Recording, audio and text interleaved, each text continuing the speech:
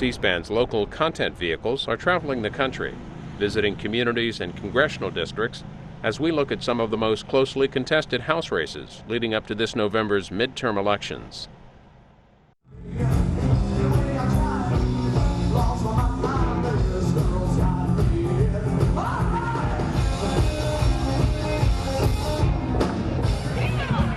Hi, folks. Tonight, I'm Congresswoman Kathleen Dahlkemper. Nice to meet you. How are you? You from Erie here? No, we're from Butler, Pennsylvania. I cover Butler. Yep. Yeah, so you're all the way from Butler just for the festival? Yes. Well, thanks for coming up. Anybody want Tootsie Rolls? Huh? Can I give you some Tootsie Rolls, huh? Here we go, here we go, here we go. Here we go, here we go. No, it's not bubblegum, no. Hey, my name's Mike Kelly, I'm running for Congress. Appreciate it. Good seeing y'all. Who said you can't buy a vote? I can tell you a little bit about the 3rd Congressional District. Erie County is the main area. It also involved part of Crawford, Mercer, some of the other areas down south. Butler County's involved. The candidates in this race are the incumbent, Kathleen Dahlkemper, who's from Erie. She's a Democrat. She won 2 years ago, unseated a long-time Republican incumbent in a big money race where $5 or $6 million were spent. It's probably the most expensive congressional race in the history of this district. Her opponent is Mike Kelly from Butler. He's a car dealer, former city councilman down there, who came out of a pretty crowded field in the primary. Didn't win with a lot of percentage of the vote, but ended up as the Republican nominee. Erie County, especially because of the city's voter registration edge, does have a little bit of a Democratic advantage. In the city, it's about a 2.5 to 1 Democrat to Republican voter registration.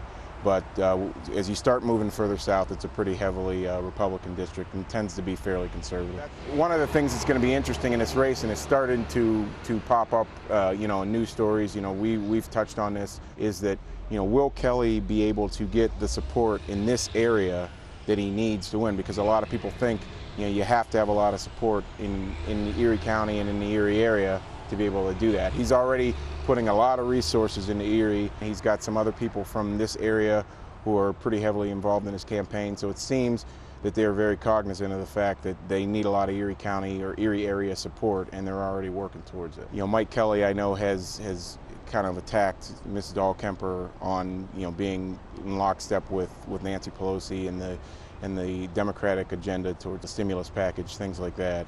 So that's something that he's kind of latched on, because in some voters' minds that hasn't worked as well as a lot of people thought that it would.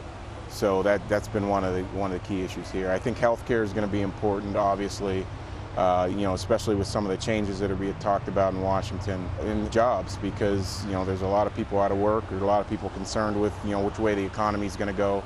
So it's going to probably break down jobs, the economy, health care, similar to how it did 2 years ago, but with kind of a different twist, because the Democrats are in power in Washington now, and they're being attacked for their policies and programs by the Republicans now. So Dahlkemper is kind of caught in the middle of a little bit of that. I think she's going to hit on, her record in Washington, that she's gotten things done, that she's been back and been in touch with the constituents, something she accused Phil English of not doing.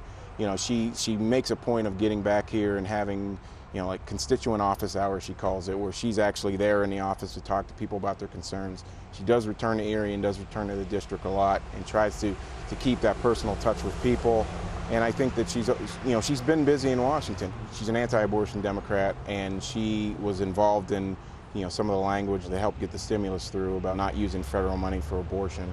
I mean, she's taken some criticism on that, but she has also shown she's willing to, like I said, be involved and try to pass legislation and work with the rest of Congress. I think what Mr. Kelly's going to do is come at that in an opposite way and say that she hasn't been the effective representative she said she was going to be, and try to outline his plans on being that person, being more of a fiscal conservative and looking out for you, the taxpayer. So I think that's how they're going to go at it, and it's going to be interesting to see the dynamics, especially when there's debates and when they get together.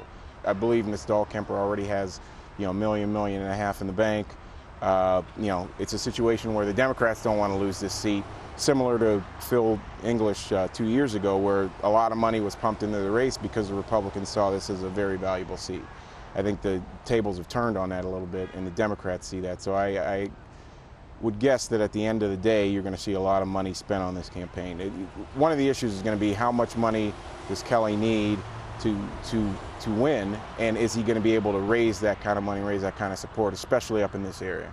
What has made this race so competitive? I think there's a couple of things. I think, again, the climate in Washington, which, again, I mentioned, has kind of flip-flopped to the Democrats kind of being under attack here, and Ms. Dahlkemper, some people trying to tie her to Obama and Ms. Pelosi.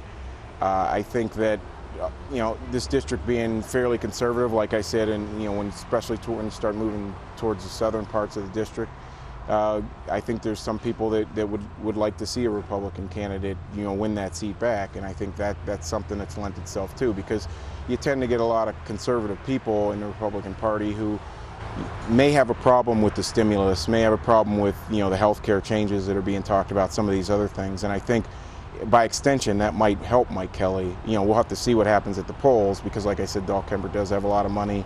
She is the incumbent, but I think some of that sentiment, anti-Democrat sentiment, is what's making this race, at least right now, close. It'll be interesting to see too, once there are debates, once people see them hitting on the issues, one-on-one, if any of that public opinion changes, and it's just going to be interesting to see how all this plays out.